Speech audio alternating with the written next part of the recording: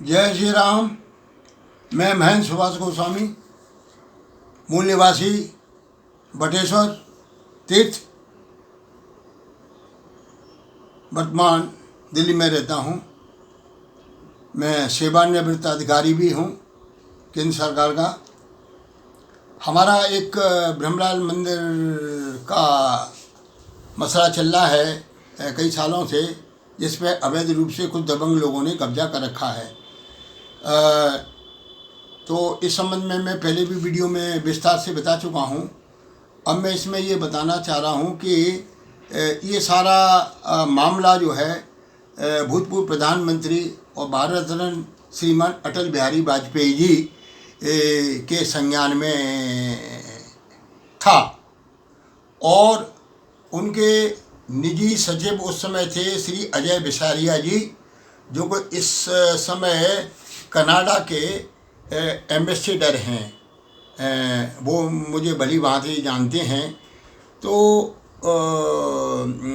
उस दौरान ये राजा अर्धमन सिंह भारतीय जनता पार्टी में ही थे, और इन्होंने वहाँ पे दबाव डाल डूल करके 97-98 में एक टेस्ट फर्जी बना डाला ब्रह्मलाल मंदिर के ऊपर, जो कि बटेश्वर में है।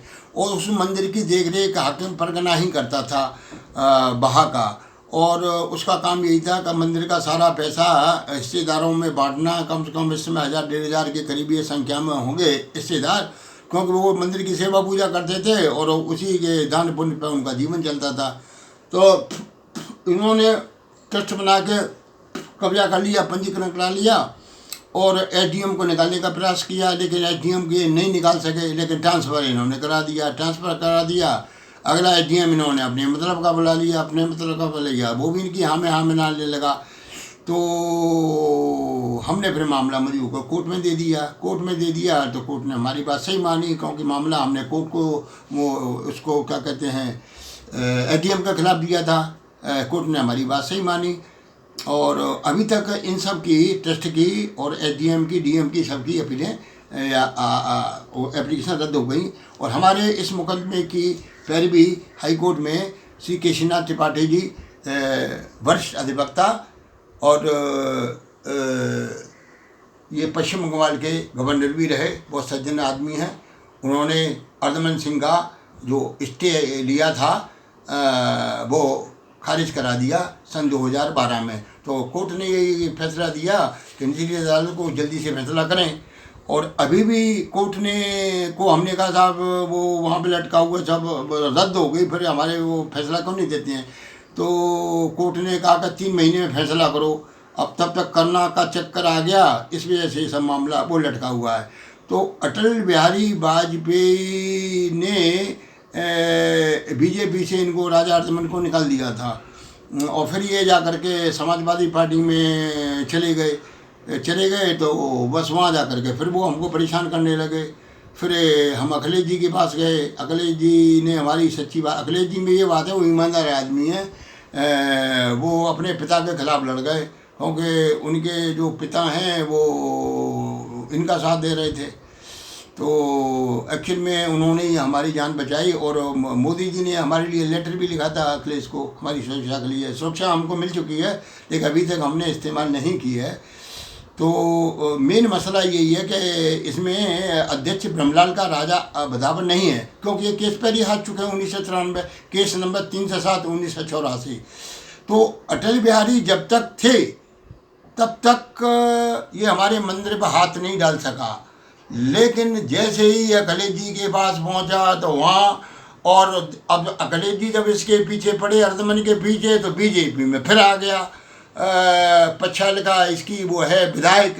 तो मोदी जी योगी से मेरा निवेदन ये है कि आप लोगों की एक अच्छी पार्टी है, सज्जन लोग हैं, बढ़िया लोग हैं, और हमें बीजेपी वालों ने किसी ने परेशान नहीं किया।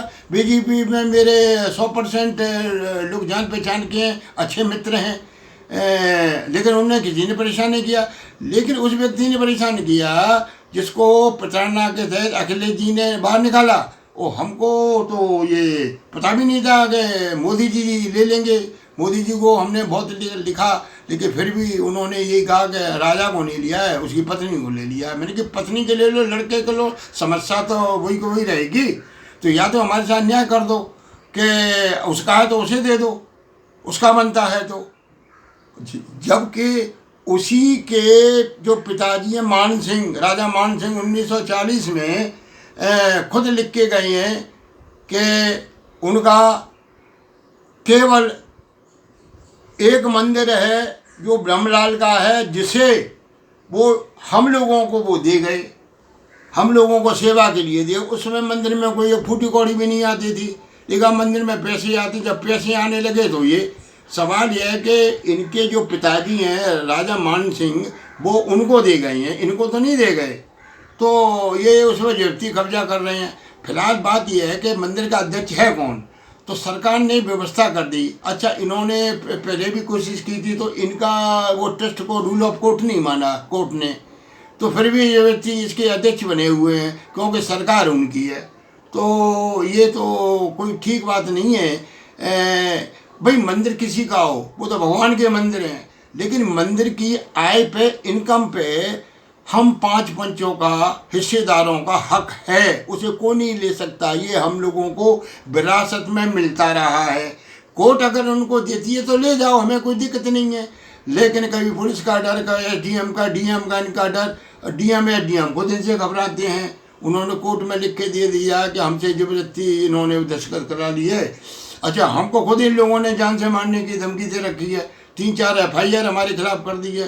तो जबकि योगी जी बहुत अच्छा काम कर रहे हैं, मोदी जी भी अच्छा काम कर रहे हैं, और वो कहते हैं कि उत्तर प्रदेश गुंडा मुक्त हो गई है। हम कह रहे जो हमारे बीजेपी में गुंडा है उनका क्या होगा, बीजेपी में जो गुंडे हैं उनका क्या होगा। और इस प्रकार से सपा बसपा के लोग आकर के आपकी लोगों को बाहर कर देंगे। और 35-40 साल से मैं यहाँ पे मैं जुड़ा हुआ हूँ बीजेपी से, तो मुझे जुड़ने का क्या फ़ायदा, और हिंदू सेना का संरक्षक होने का मेरे का क्या फ़ायदा। अब तो यही है कि मैंने बहुत सहन कर लिया, रुपया पैसा कहाँ से आएगा मुकदमे के लिए, खर्चा होता है, मैं रिटायर बैठा हूँ, कहाँ से गुजारा होगा। सरकार ने भी कोई मदद नहीं की, न योगी ने की, न इन्होंने मोदी जी ने की। हालांकि अटल बिहारी बेचारे थे, मैं उनका शुक्रिया धन्यवाद करता हूँ। उन्होंने हमसे कहा था कुछ पैसे वैसे की ज़रूरत हो तो बताना। मैंने कहा नहीं अंकल जी, हमें कोई पैसे की ज़रूरत नहीं है। हमने उनसे एक पैसा नहीं लिया, क्योंकि मैं बड़ा साफ़ सुथरा आदमी, ईमानदार आदमी हूँ, किसी पछड़ने में नहीं पड़ा। मैंने कहा नहीं अंकल जी, हमें पैसे की ज़रूरत नहीं है। आज हमें ज़रूरत है तो न तो योगी एक पैसा दे रहे हैं और न मोदी दे रहे हैं, और इसके अलावा जो हमारी आमदनी मंदिर से थी उस पर कब्जा और कर रखा है। और कब्जा किसने कर रखा है, सपा से आए बीजेपी के लोगों ने। अब हम ये भी नहीं कर सकते वो बीजेपी की आदमी किसके आदमी है।